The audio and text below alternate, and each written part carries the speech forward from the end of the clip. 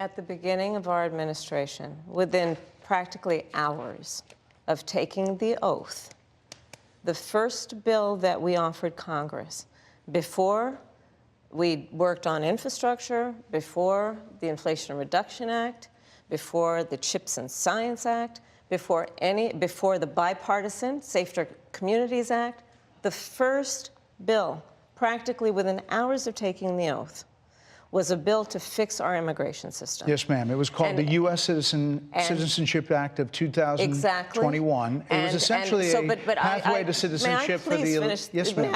May I finish responding, please? But you have to let me finish, You please. had the White House and the House and the Senate, and they didn't bring up that bill. I'm in the middle of responding to the point you're raising, and I'd like to finish. Yes, ma'am. It would have allowed us to put more resources into prosecuting transnational criminal organizations, which I have done as the Attorney General, former Attorney General of a border state. Madam Vice President, a couple of things. Prosecuted trafficking of drugs, guns, and human beings. And Donald Trump, but let me just finish. Six Democrats voted against that bill. Learned about that bill and told them to kill it because he preferred to run on a problem instead of fixing a problem. Your campaign slogan is a new way forward, and it's time to turn the page. You've been vice president for 3.5 years. So what are you turning the page from? Well, first of all, turning the page from the last decade in which we've been burdened with the kind of rhetoric coming from Donald Trump that has been designed and implemented to divide our country and have Americans literally point fingers at each other. Rhetoric and an approach to leadership that suggests that the strength of a leader is based on who you beat down instead of what we all know. The strength of leadership is based on who you lift up. The strength of an American president, which is one who understands that the vast majority of us have more in common than what separates us. Madam Vice President, more than 70% of people that is tell about turning the page on rhetoric that people are frankly exhausted of, Brett. More than 70% of people tell the country is on the wrong track. They say the country is on the wrong track. If it's on the wrong track, that track follows 3.5 years of you being vice president and President Biden being president. That is what they're saying, 79% of them. Why are they saying that? If you're turning the page, you've been in office for 3.5 years. And Donald Trump has been running for office. But you've been the person holding the office. Come on. Madam Vice President. You and I both know what I'm talking about. I do not believe in decriminalizing border crossings, and I've not done that as vice president. I will not do that as president. So these are evolutions that you've had. No, but let's be very clear. I'm the only person who's running for president who has prosecuted transnational criminal organizations, from the Sinaloa cartel to the Guadalajara cartel to people who have trafficked in guns, drugs, and human beings. I have spent a significant part of my career going after people who present a threat to the safety of the American people and cross our border with the intent of doing us harm and cross our border illegally, and I will do that work as vice president. I take that work quite seriously. You and I both know that he has talked about turning the American military on the American people. He has talked about going after people who are engaged in peaceful protest. He has talked about locking people up because they disagree with him. This is a democracy, and in a democracy, the President of the United States, in the United States of America, should be willing to be able to handle criticism without saying he'd lock people up for doing it.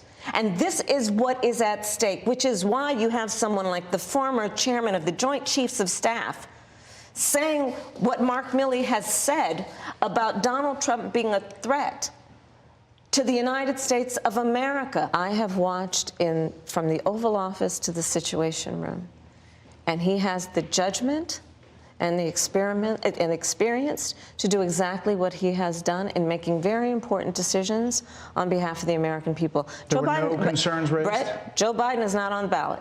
I understand. And Donald Trump but is. You talked about it. And Donald Trump After George Clooney said within a few minutes of talking to President Biden at a fundraiser that he thought this was not the same Joe Biden that we saw on the debate stage. Donald Trump is on the ballot. I understand.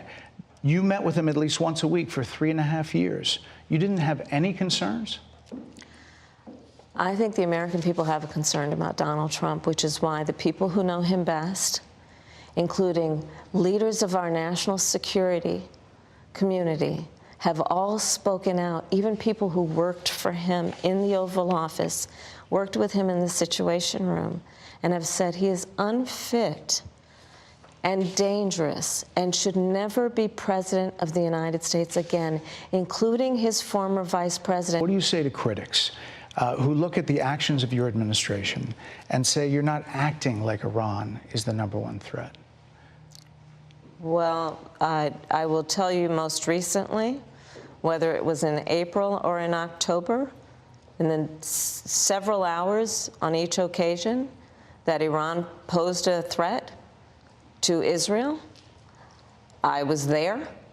Most recently in the Situation Room, in the most recent attack, working with the heads of our military and doing what America must always do to defend and to support Israel in its requirement to defend itself, and to give American support to be able to allow Israel to have the resources to defend itself against attack, including from Iran and Iran's terrorist proxies in the region. Right. And that but those proxies were getting funded by my commitment to that is unyielding and unwavering.